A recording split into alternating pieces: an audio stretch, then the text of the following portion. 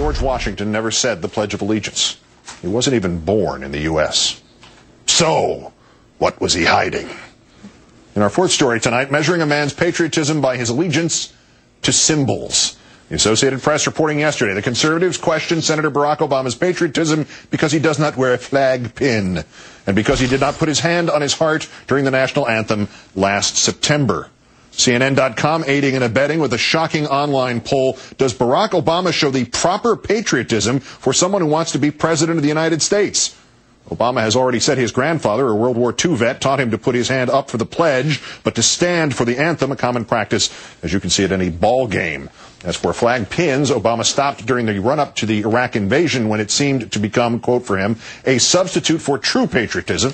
Yesterday he challenged the Republican monopoly on supposed patriotism, a party that presided over a war in which our troops did not get the body armor needed, or were sending troops over who were untrained because of poor planning, or are not fulfilling the veterans' benefits that these troops need when they come home, or are undermining our Constitution with warrantless wiretaps that are unnecessary. That is a debate I am very happy to have. Let's bring in MSNBC political analyst Rachel Maddow, whose show airs weeknights also on Air America Radio. Good to see you again. Hi, Keith. Obama is betting on Americans seeing through this. And apart from the fact that John McCain also usually does not wear a flag pin either, why is he betting that way?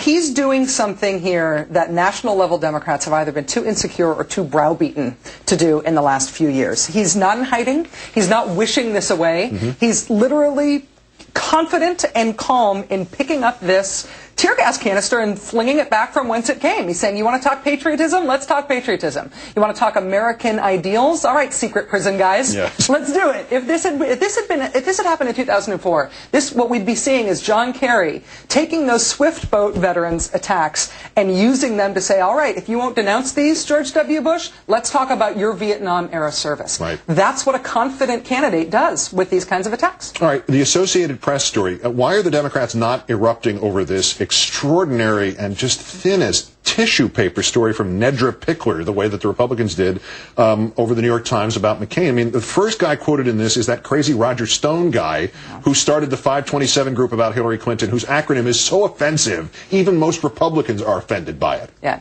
Does it count that I'm really mad about it? Okay. I'm really mad about it. Yeah. I mean, this AP piece, I mean, it's one thing to expect this from the nether regions of right-wing media. It's another thing for this to be a wire service story. The AP is something different. And for them to just stovepipe the dirtiest stuff of the far reaches of right-wing media right onto the home pages of every major news website in the country, including MSNBC's today, for this to be a wire service story today is incredible. Asking Roger Stone whether Barack Obama has a patriotism problem, that's like asking me if Air America has any good radio hosts. You know, it's like asking Adolf Coors if you can recommend a good weak beer. You know, just it's unbelievable that that's who they went to for their source. A cut-rate Gordon Liddy, and you thought Gordon Liddy was the cut-rate Gordon Liddy. The CNN poll.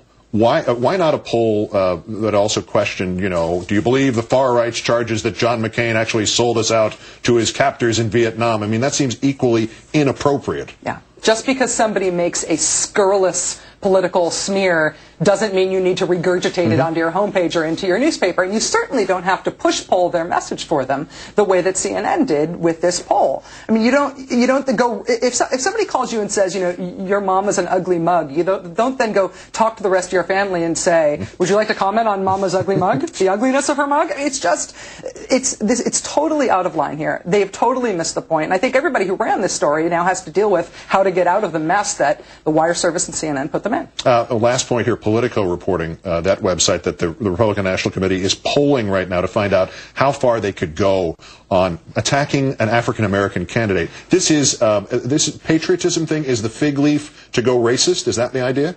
It must be. I mean, I am incredulous that we've actually found out that they're thinking about going real racist in this election. They've decided to poll and see how far they can go. If you wrote this in your screenplay, it would be rejected as too cartoonishly evil. I mean, I guess they're going to try to wrap up some racist thing along with, or maybe even anti-mixed race thing, I don't know, along with their patriotism thing. The depths of this remain to be plumbed, but I hope that Obama keeps responding the way he is, because so far he's counterattacking well. Miscegenation. Yes. They're going to try to run on a miscegenation or a pro-slavery platform. We That's laugh all they now. need. We laugh now, Keith. It will happen. It will happen. And just remember, the only person that should be quoted then would be Abraham Lincoln.